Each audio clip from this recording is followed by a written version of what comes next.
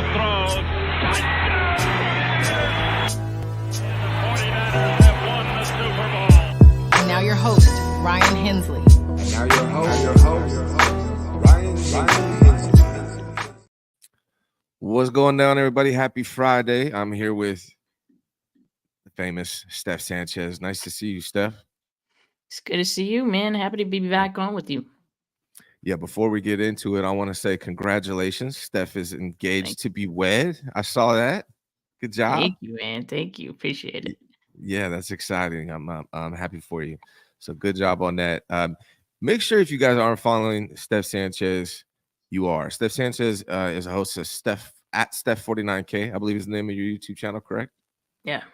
Yeah, make sure you guys are following Steph. So I was just telling her backstage that there are like 3 people that really just shine this time of year. I mean, all year, but this time of year, Rohan does a great job. Marco's really tapped in, but Steph was really tapped in with these rookies and preparing for the draft. So make sure if you guys aren't following her on Twitter that you are. Also subscribe to her YouTube channel because Steph might be the most underrated content creator that there is on. I really think that. And so make sure you guys are subscribed to Steph. You guys want to learn and get information. You know, like I like to mess around, have fun and all of that good stuff. But really, like information, like Steph has it all. So make sure you guys are subscribed to her. Thanks for being here today, Steph. Yeah, thanks for having me again, man. Yeah, absolutely.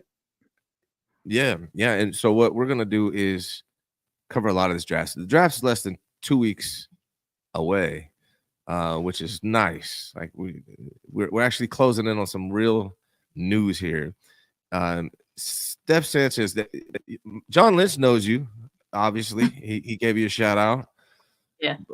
But if Steph Sanchez is the GM for the 49ers, maybe Jed York gives you a call, decides they want to roll with Steph Sanchez for GM. How are you just approaching this whole draft in general? How are you looking at this draft based on, all of these players, a lot of these players? How are you approaching this draft?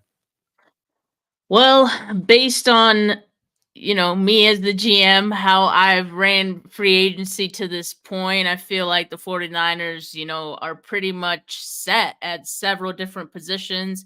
Corner is mostly taken care of. Defensive line, they've done a good job of replenishing there. So I think I'm set up to go best player available in the draft. And I still feel like that leaves me some room to, trade up if I feel like there's a can't miss prospect, maybe 5-6 picks ahead of 31 that I really like. I feel like I could do that just because, hey, we've got 10 picks. I don't think all of those 10, players are going to necessarily make the roster or need to make the roster for 2024, right? So I feel comfortable if I trade up. I also even feel comfortable staying pat and, again, going best player available. I also even feel comfortable trading back. Hey, you know what? I don't really like anyone that's there at 31. I feel like maybe I can move back a few picks and maybe even still get one of the players that I like there. But I'd feel way better getting that player a few spots back rather than 31. So I'm going to listen to some offers, see what people have, people trying to get in front of, whoever has one of the top second round picks, always looking to get something. So I'm expecting some calls on draft night. But I think all that to say, I think the 49ers are very much in position to go best player available. And I think that's a great spot for them to be. What has made this draft cycle so interesting is that literally every single show that I listen to and that I've been a part of is 49ers can do X, Y, and Z. And it's true. Like in the past, we've been like, man, it's either one of these 2 positions. It has to be, right? And maybe sometimes it's that position, maybe it's not. But this year it really feels like truer than ever that they can really go with any position. I really do feel that. Now, there are some positions that I feel they're more poised to take than others. And, we talk about that. But Yeah, I think best player available should be the 49ers strategy going into this one. I feel the way they've set themselves up in free agency, it feels like that's kind of been the point too. Yeah, I agree with that. I also I'm curious. This has been the big. I'm tired of talking about it, to be honest, but it's been the big story of the offseason, which is Brandon Ayuk, and Mhm. that's gonna make a difference how they approach this draft. Do you think they go into this draft? Do you think they're going to be drafting with Brandon Ayuk traded or on the team? I guess that's the blunt way to ask the question. On the team. I think it's gonna play out very similar in my opinion to the Debo Samuel. Like they're gonna listen, they're gonna keep the phone line open in case anyone calls. But same with Debo, like they're gonna have to be blown away by an offer. And I just don't see another team giving them an offer that blows them away, especially given that, this is a pretty solid wide receiver class. Mhm. I mean, I've seen people predicting up to 7 wide receivers going in the first round. I don't know if that happens, right? But it just, underlines that this is a deep class for the wide receiver group. So, I think that would lessen the desire for another team to be interested in giving up a first plus more potentially for Brandon Ayuk. So I think he'll definitely be a Niner. So there are some rumors about the 49ers looking or experimenting or making calls on trading up between 13 and 19. Uh, the person who tweeted it out, 49ers News 24/7 or something like that, he has been accurate in the past about a lot of these things. So I'm curious when they approach that that opportunity of moving up in the draft to those spots, are they talking Brandon Ayuk, do you think, or are they talking about moving picks to move up? It could be either, right? Like I think they call with the intention of having all their ducks in a row come draft night, because come draft night, you don't want to be wondering how much it's going to cost. You want to already have the answer or have an idea, right? So I think it's really them just doing due diligence and having an idea of what it's going to cost so that nothing will surprise them come draft day. I don't think it's necessarily for one thing or another. I don't think it definitely means they're going to trade Brandon Ayuk. I don't definitely think it means that they're going to move up. They're just doing their research so they could be ready. Be ready so you don't have to. What is it? Get ready so you don't have to. No, Stay stay ready. ready. So you're Yeah. We don't have to get stay ready. ready, so Yeah. you don't have to get ready. There you go. So that's what the 49ers are doing, I think, in wanting to gather all that information now. And that's something like I think every team does, right? Or every smart team would want to get all that information before that day. Yeah, part of me believes that if they do move up, it's going to be with a player because I'm hopeful that they learn from the Trey Lance experience. They also are pending a big contract for their quarterback, and I feel like they need those draft picks. We've already been through 3 seasons with no first rounders.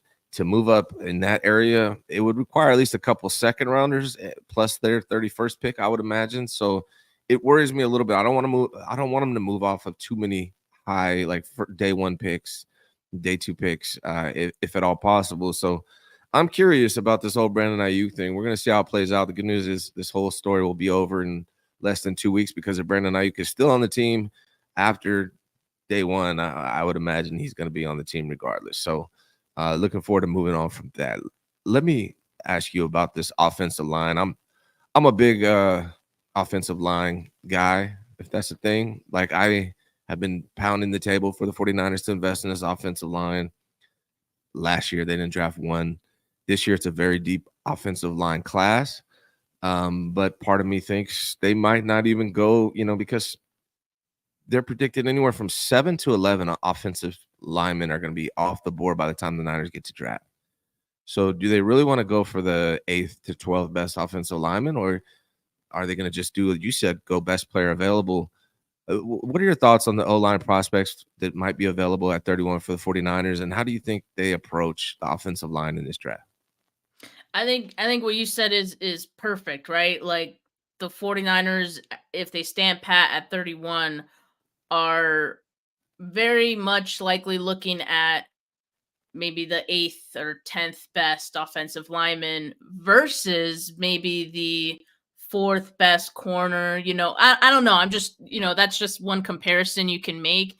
And Mhm. so, yeah, that's why I think the 49ers are probably not going to take an offensive lineman with that first pick, honestly. Like I can very much see them going defensive lineman, corner. I was listening to Matt Barrows. Tim K had Matt Barrows on for the 49ers Plus Minus podcast, and Barrows even added wide receiver as a possibility with pick 31, right? Like, and McConkey might be there.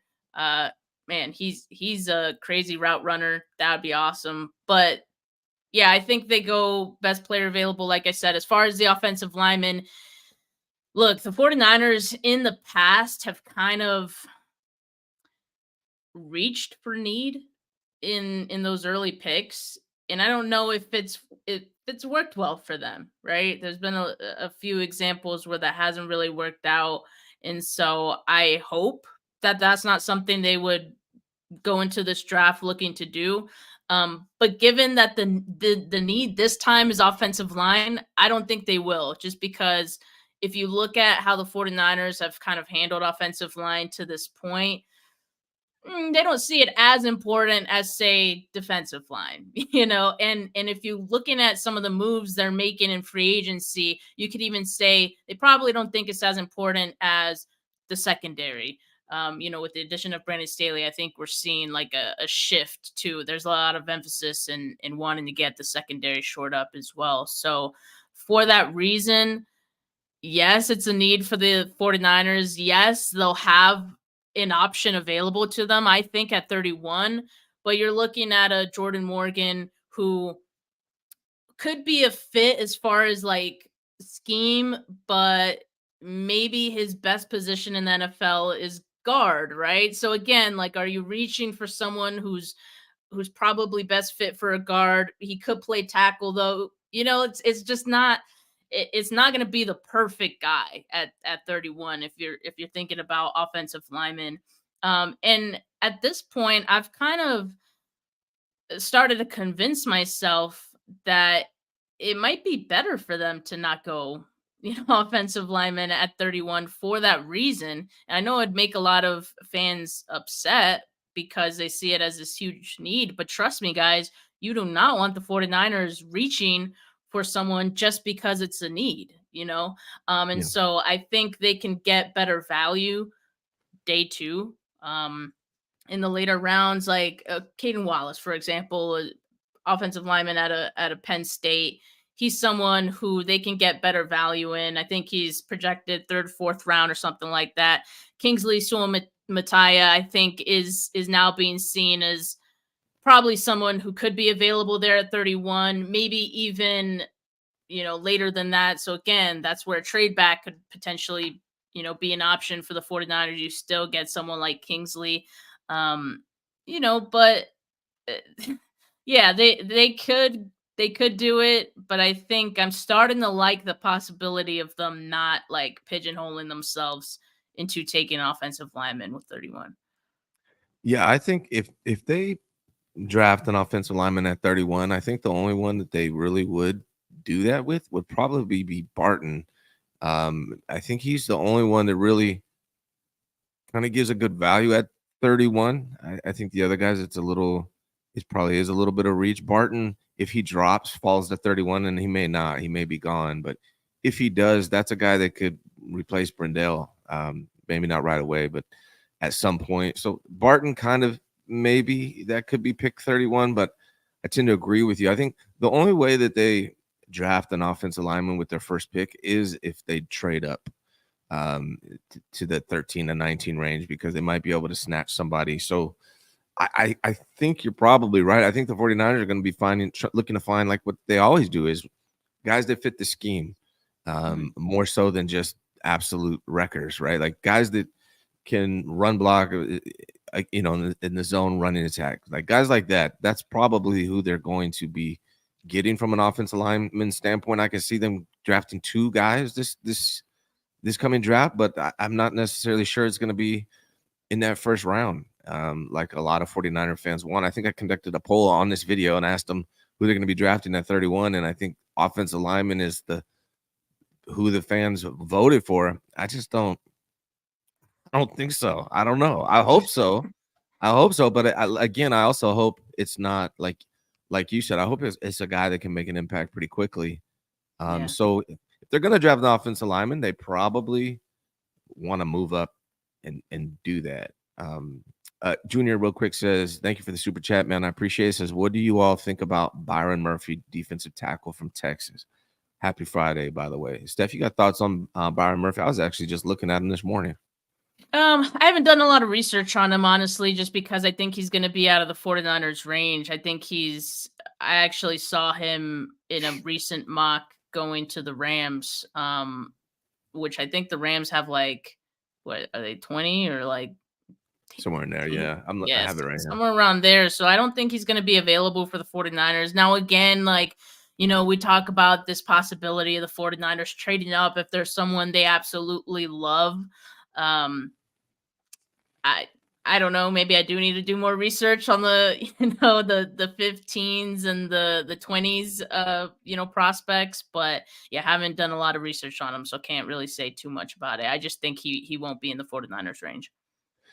Yeah, he's a dog, Junior. I actually was looking at him this morning, about an hour ago. Byron Murphy in the mock draft I ran. The mock draft I ran this morning, he went at 26 to the Cardinals.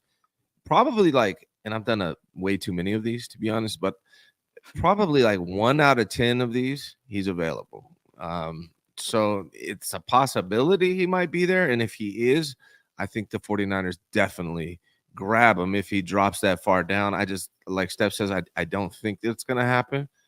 But if for some reason it does, I think that's an absolute no-brainer for the 49ers. We know how they love the defensive line, and defensive tackle is a position of need for the Niners, even more so than edge to me right now as a defensive tackle. So thank you for the super chat, Junior. And yeah, Byron, he's a dog, man. He might end up being a really good player in the NFL based on everything I've seen in the video I've watched about him. He looks like a game wrecker, man. So thanks for the question. All right. When the 49ers are looking at their O-line, Steph, I think most of us assume Colton McKivitz is the weakness in their eyes. But if they're looking at their offensive line, do you think they think the biggest need is replacing Brendel, finding somebody permanent? Because I'm not sure how they feel about Burford at this point, and Feliciano is probably a temporary thing. So right guard, or do you think right tackle? There's three positions. I'm not sure which the 49ers would prioritize on the offensive line that they need to add depth or replace. Yeah, that's a great question, because I think all us fans, like, if you ask anyone who's watched the 49ers play, I think we would just say tackle, right? Like that's definitely got to be the number one. But I think if we ask the 49ers, they would probably say guard, honestly. And the reason for that is because I don't think the 49ers would knock Colton McKivitz as hard as fans do. Like clearly that's not the case. They extended him for another year this off season, so they have some belief in him. And if they did bring in a tackle, it's going to be to compete with him. And even then, I wouldn't even be surprised if Colton McKivitz ends up starting anyway, right? So I think the bigger need is guard, because look, Spencer Burford, they have not trusted him at all. Even when he's gotten his chances, there's always been someone kind of waiting in the wings. First, it was Daniel Brunskill. Now it's Feliciano. Like, you're literally like signing dudes,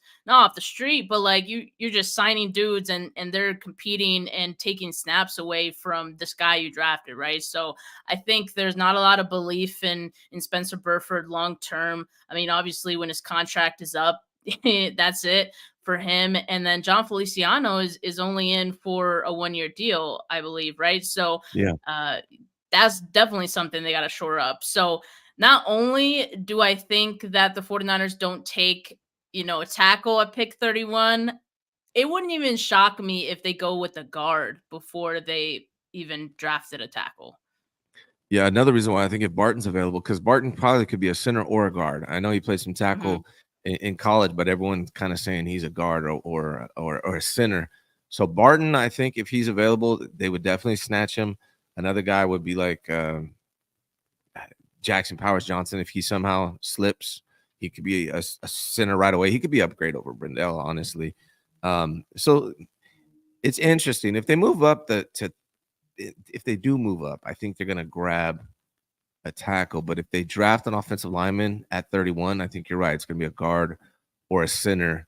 But I'm not sure if that's what they're going to do. I will say I was looking at their depth chart today, not the unofficial depth chart, the ESPN depth chart, Mhm. and they are much deeper on defense than they are on offense. Yeah. And a lot of us are expecting, big defensive draft because that's kind of what the Niners do.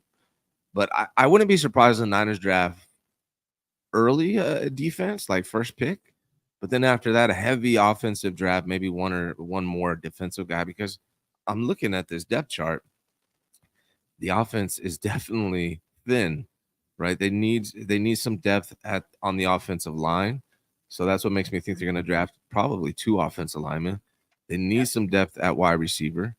Uh, there's a lot of need on the offense. So, Niners might want to, have a little faith. They may go a little offensive heavier than we're used to in this draft. So we'll see. Definitely interesting. This is nuts. $99 super Yo, chat. Dave Barclay, man. What the heck? He says, you my need main man special Ryan. music for that one. I do. Do I got something? I feel like I do. Actually, You need I something for that one. I, I do have that. You know what? You're right. Let's do this. Yo, there we Round of go. applause. Thank you very much. Really appreciate it. Like, can't say enough about Dave.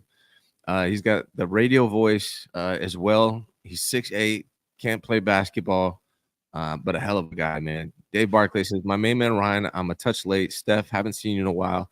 Love you guys for doing what you do. Thank you. I don't have much to say. Just love the Ryan G. Hensley show. To everyone in the chat, like and subscribe. Dave, thank you very much, man. Let's get that one time for the $99 super chat. Oh, it's on loop. Probably turn the loop off. Thank you, Dave. You're the man, brother. Like, really appreciate you, bro. And then he says, haha, nice sound effects. Another $2 super chat. There you Thank you, go. man. Hey, I got them on deck. I just don't use them all the time. It's a little corny, but when you drop a $99 super chat, I'm definitely gonna use it. All right, Steph, you're tapped in on all of these rookies. This question for you says 49er for sure, lock it in. Now, don't hold her to it. That's just the name of the question. But what player seems the most 49er-ish to you? Like, we know what the 49ers like to do. We know what Kyle Shanahan likes in a player. You know a lot of these players. Which one of these players seems like a 49er to you? I'm gonna name a few. I'm gonna name a few.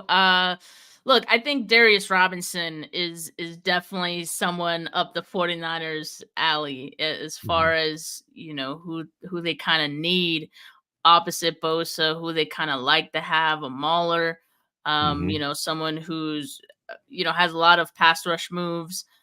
He's a dog. I think Darius Robinson, if he's in the 49ers range, I could see them making a move for him as well. So he'd definitely be one. I'm gonna say Mike Sainstrill, or the dude from Michigan. I have a hard time pronouncing his last name, but Mm-hmm. Sainistrill or Sainistill. I'm He's like horrible with names. he's a nickel corner, right? And I think he's probably the best nickel corner in the class. Like, and I know the 49ers love their Michigan guys, so I think that would be one that would fill a huge need. Now, maybe not as big a need these days, because I also feel like the way the 49ers have been making these moves with corners, like, they want Lenore to be their nickel guy. Yeah. That is going to be the case. So maybe they don't go with him, but I really like him. I think he'd be a dog for the 49ers as well. I also say Braden Fisk.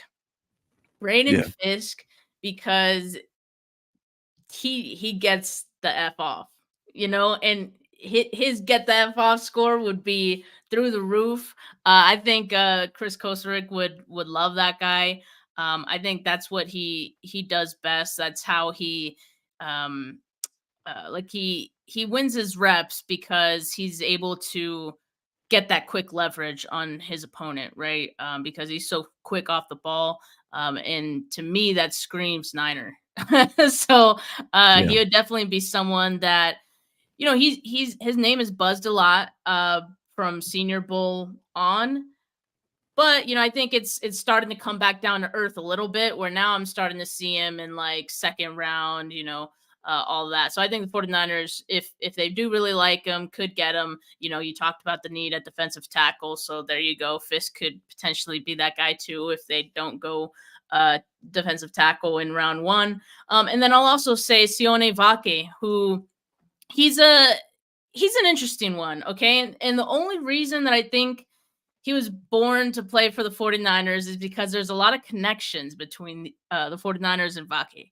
And okay, he's kind of he's a two-way player.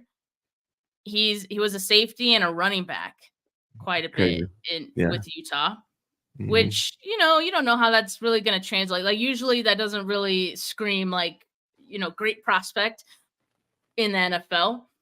But I think the 49ers could find some kind of role for him. And it's not so much just him as a player, but just again, he grew up in the Bay. He grew up a Niners fan.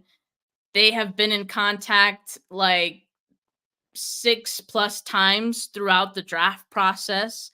Yeah. He's coming on a 30 visit. Like there's just a lot of connections there that I can't ignore. And so Mhm. for that reason, I feel like, it's like something there. There's something there. And so not so much for just his style of play that I feel like he's a Niner, but just because there's, they've been in touch quite a bit. So I just can't ignore that.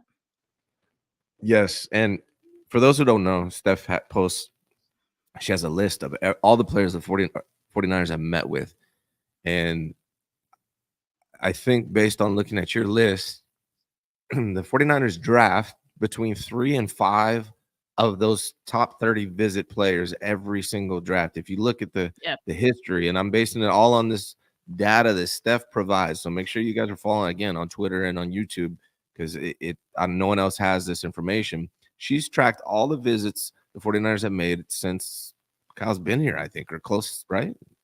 And if you look at those lists, 3 or 4 or 5 even of those players that visit with the 49ers ended up going to the 49ers.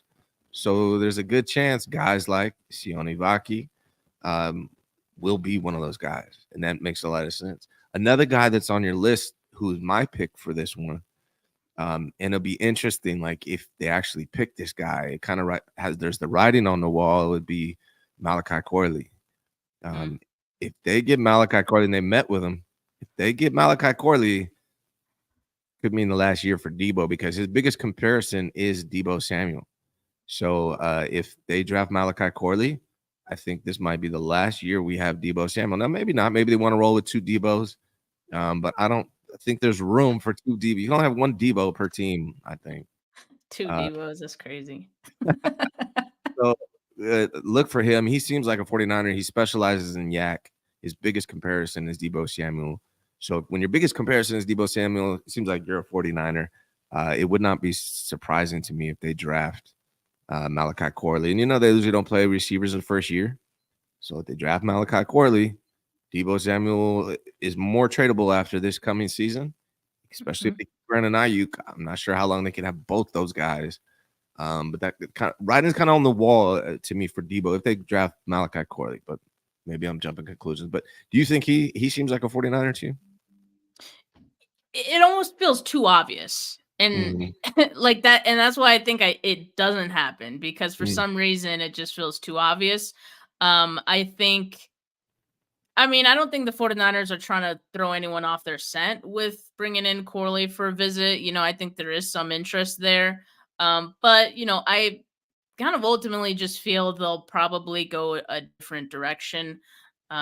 But, at the same time, I mean, if you can get as close to a one-to-one swap with Debo and his eventual replacement, then, Corley is obviously really intriguing for that reason, because then you wouldn't have to change a whole lot. I Right. mean, Debo does a lot for this offense and how it runs, and there's a bit of an orbit around him as well, just like there is, Christian McCaffrey. And so if Kyle feels like this is a role that he needs on his team, then yeah, he might feel inclined to go Corley. If he's feeling like, you know what, I think our offense is kind of evolving past needing someone like that, and I feel like, Brock Purdy, I trust that he'll be able to maybe throw the ball a little bit more. I know, Kyle Shanahan's his offenses are never like pass heavy. So I'm not saying it's going to be like super pass heavy. I'm just saying like you feel more comfortable with having weapons around, Purdy that he can throw to, rather than guys like Debo that you're just handing off to kind of thing. Mhm. Then, maybe they go a different direction. So yeah, it'll be interesting. I guess it'll tell us a lot, I think, of Oh yeah. where this offense is going, kind of going forward. Absolutely. I want to get these super chats real quick. Drewish guy says, how much would it cost to move up to the middle of round 2? So you mean from where we are at round 2 to the middle of round 2? I don't know, Steph. What do you think? Like a fourth, Damn, man. maybe something like that. A fourth rounder plus our second, something like that. Yeah, it sounds about right. And like I was having this conversation yesterday with uh OT with BP. Shout out Brian Peacock. He's got his own channel now. But basically, like we were talking about the trading back, trading up kind of scenario, and he kind of mentioned, okay, maybe the 49ers don't trade up in the first round, but he could definitely see it in like the second or third round, and you'd probably be getting like better value anyway, not having to give up as much. So I can see that too. It's definitely interesting to me. Yeah, yeah, definitely. I think it's possible. Grizz, we go offense heavy this draft. We need to build around Purdy and evolve the offense. Yeah, man. I think they kind of are showing us that with who they picked up in free agency. It's been nothing but defense. So they have to approach it at some point. That most of the big name guys or all of them are off the board on in free agency. So I mean, outside of receiver, there's some receivers out there still in free agency that will be good pickups that are good players. But they got to get some offensive depth in here. If not starters, they got to get some depth in here. And so it wouldn't surprise me if this draft is about 70% offense. I could see that for the 49ers, man. And then Brother Bob says, Ryan OG and Baby Bosa, congrats again. And we need OT. We need OT. Oh, offensive tackle. Yeah, we do. But that makes me think we needed it last year too. And DeJuan Jones was on the board and we could have got him. So I'm jaded. I don't know if you guys can tell. NC Niner fan says, why not take a center, top center sitting at 31? I think again, like I think if Barton is there, they might grab him and make him a center. Or Powers Johnson. yeah, if he drops, I would say they do snatch him at 31. So they might in fact do that, my friend. All right. Who is your draft crush, Steph? Who do you want? Like, what player do you want the 49ers to draft the most? Okay, well, I think that it's like I have a draft crush that the 49ers have no chance of getting, because I feel like we should all have a draft crush that's just ours and not have anything to do with the 49ers. Like Yeah. irrationally, if there's zero chance of it happening. I like Leatu Latu. He's a beast, man. He is Yeah. a beast. I don't know if there was a rep I saw him lose at the Senior Bowl, quite honestly. Like, Yeah. dude's crazy, man. And I just hope he does not end up in the NFC West. Mhm. So that's all I could pray for. But as far as draft crush who is in the 49ers range, I'm gonna go Kool-Aid McKinstry, man. I think he he would fill a need. Maybe it's not a need for 2024, but it's a huge need for beyond 2024 for the 49ers. Yeah. And I think Kool-Aid is one of those guys who could be your shutdown corner of the future, right? And like I said, based on Brandon Staley and how like we're kind of seeing this philosophical shift where they're also shoring up the secondary as well. Like you want a top corner, you know what I mean? And they've had two guys in Mooney Ward and Lenore, these past couple years, and I feel like bringing in Kool-Aid, it also gives them the option going into 2024 to see how it plays out before committing to any one of Mooney Ward and Lenore, right? Yeah. So I love the possibility of drafting him. Now, I know he had the Jones fracture, and that's why there was that chance that he could be there at 31, but he participated in his pro day. He killed it. And he should be ready to go for training camp. So I don't know how far he drops realistically. So I don't know if he'll be there at 31, quite honestly, but I would not be mad at all if the 49ers even traded up a few spots just to get him. Yeah, you bring the corner position is so interesting to me right now with the 49ers because they've managed to acquire like a ton of their DB room is better this year right now. Like it's having solid. yeah, Travaris Ward, Diamador Lenore, Yeadham. I hope I'm saying his name correctly. And then they just got Rocky Sin, which is another elite name, right? I always like the good name players. So, but what's interesting about it is all four of those guys and Talanoa Hufanga, or actually, I think all four of those guys are unrestricted free agents after this season. So, like, I one of the things that surprised me, and maybe it still gets done, is that they didn't extend Diamador Lenore. I figured that was like a no-brainer. He's young. He's on the incline. He's playing phenomenal. I thought that was going to happen, and maybe it still happens. But the fact that they keep bringing in this really good, they have a really good corner room now.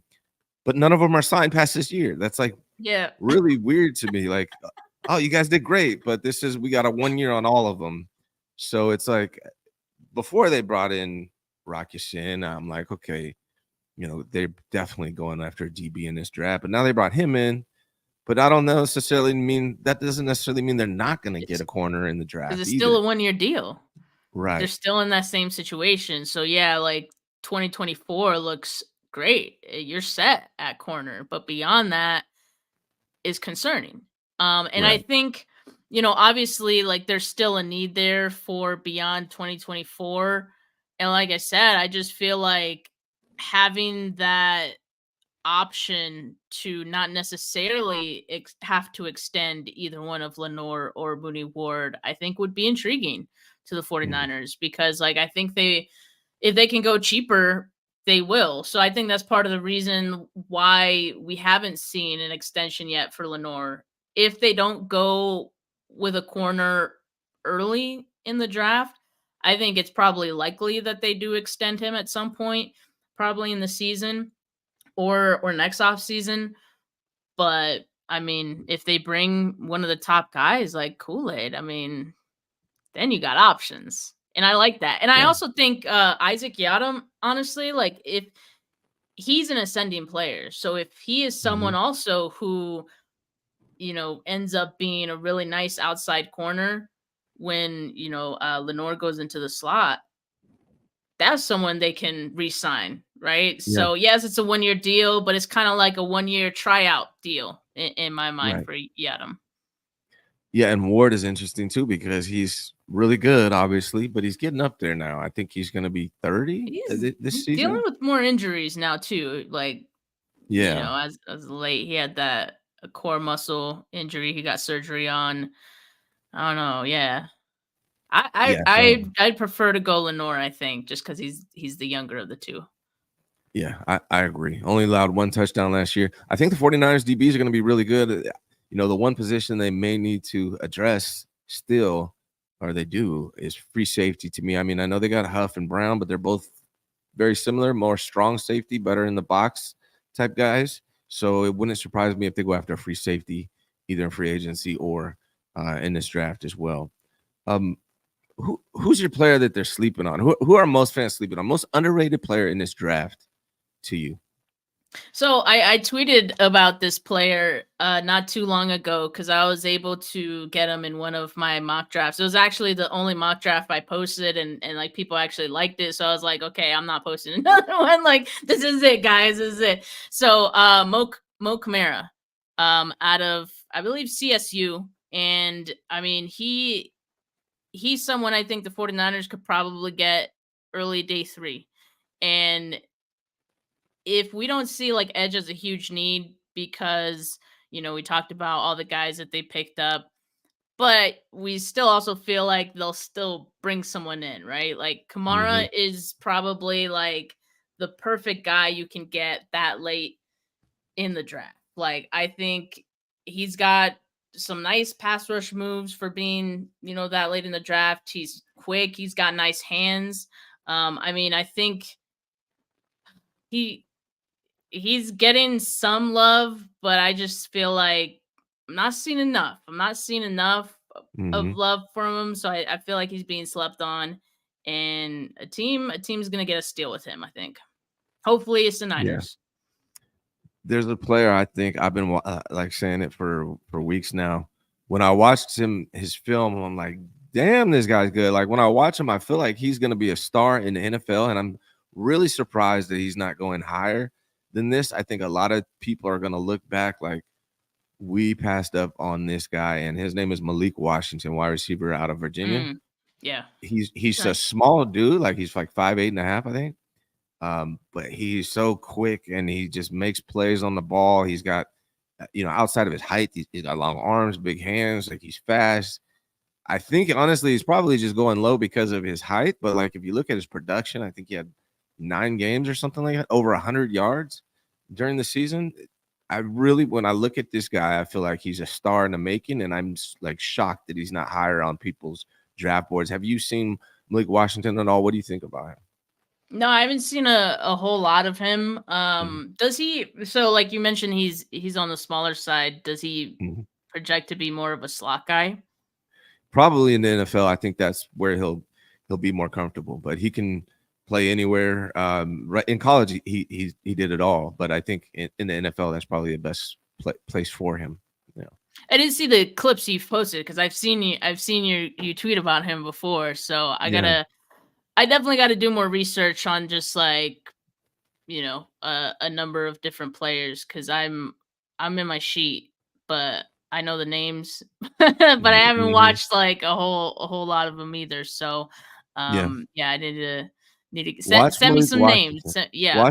Watch Malik Washington and tell me what you think. I'm curious because when I watch that kid, I'm like, damn, this kid is gonna be a star, and I'm really surprised he's not higher on people's draft boards. I don't know what I'm missing. Maybe it's just he's not tall, but it could be it. But also, it's like it's a deep class. It's a pretty deep class, and like going back to what Barrows said that like he could picture the 49ers even taking a wide receiver like pretty early. He said he wouldn't be surprised if they take 2, and I think that makes sense, right? Like you're looking at Debo and Juwan Jennings, no longer being on the team past 24. You need wide receivers. So that could be an option, later in the draft, right? I like Javon Baker.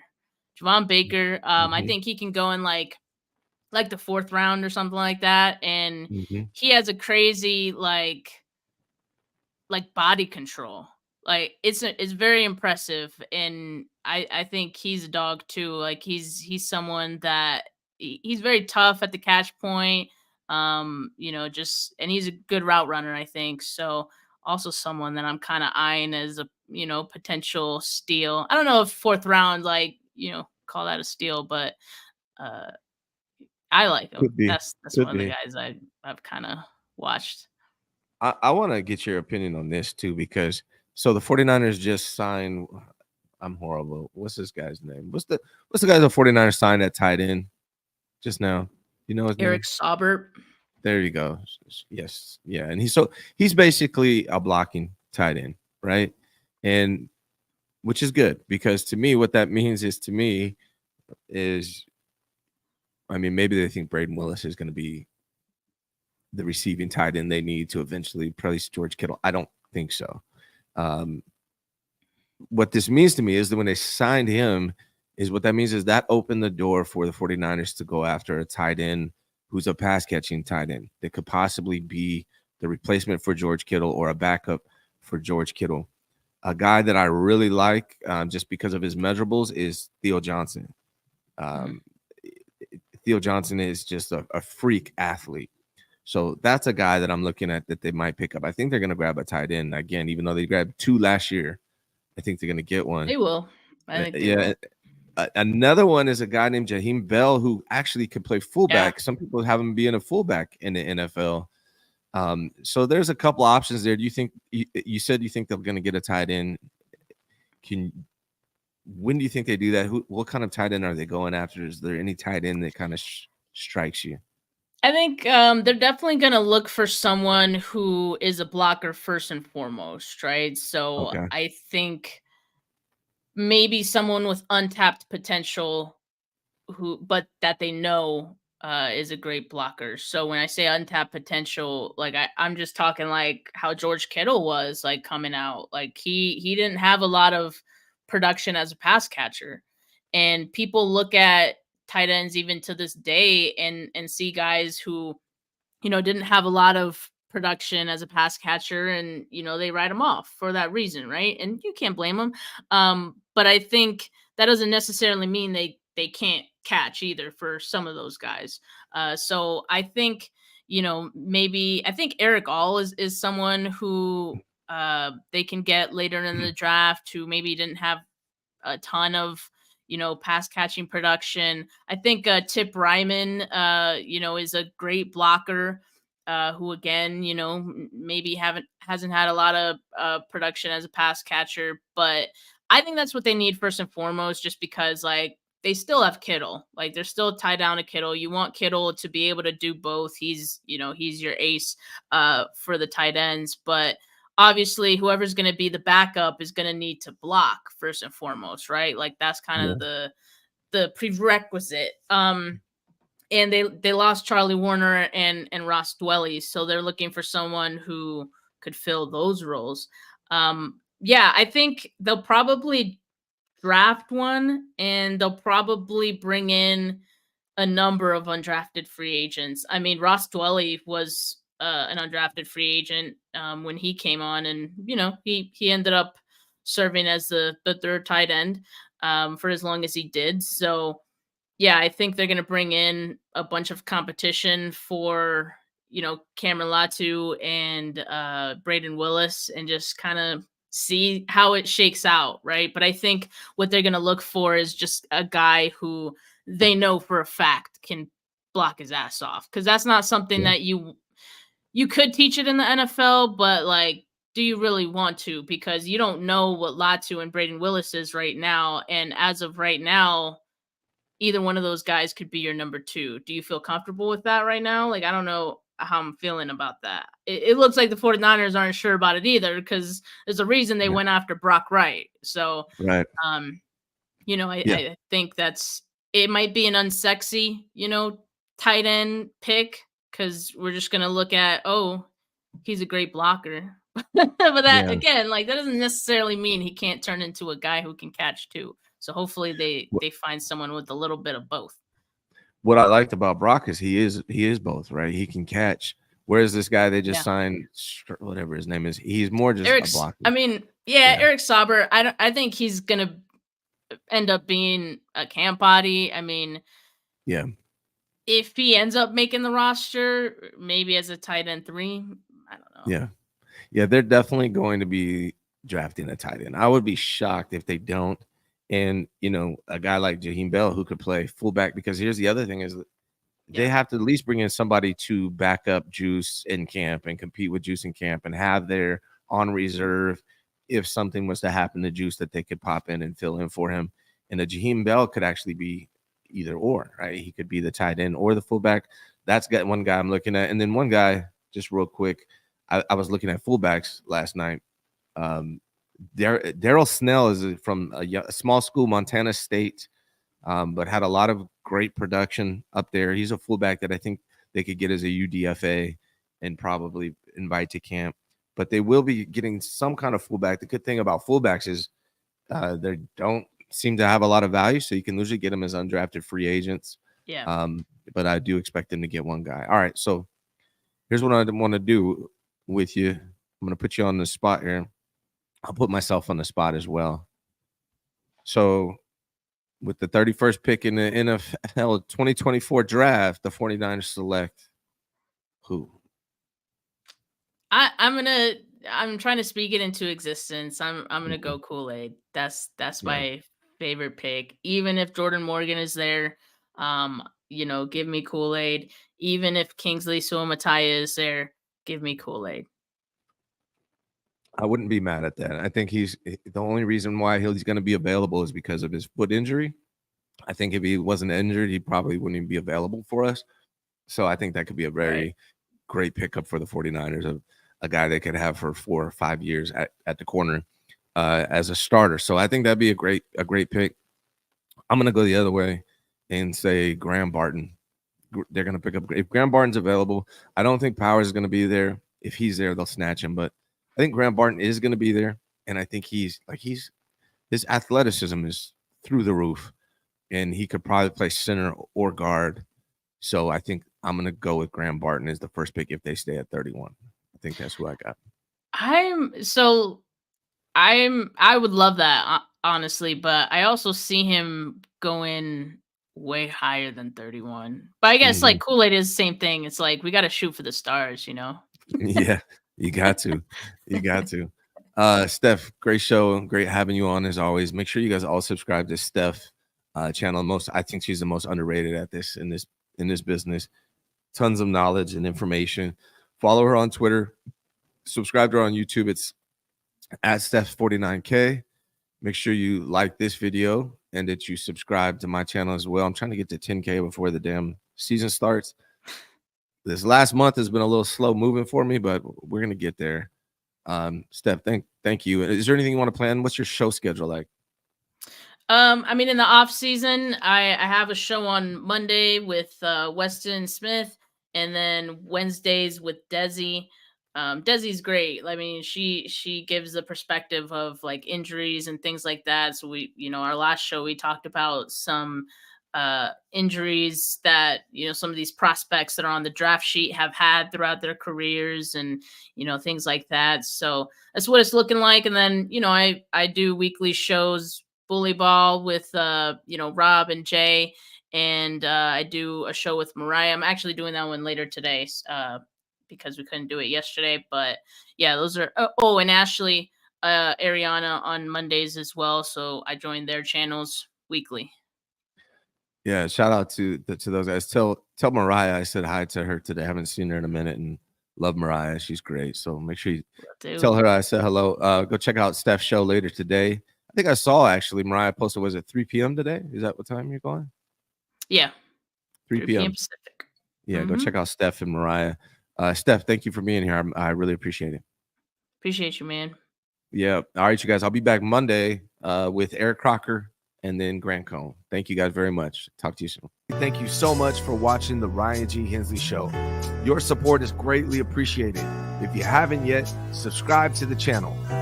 The Ryan G. Hensley Show is brought to you by Hensley Real Estate and Mortgage. I've been operating my real estate business in the state of California since 2009, and I would love to help your family. We are also sponsored by Hensley Solar. I can put solar on your house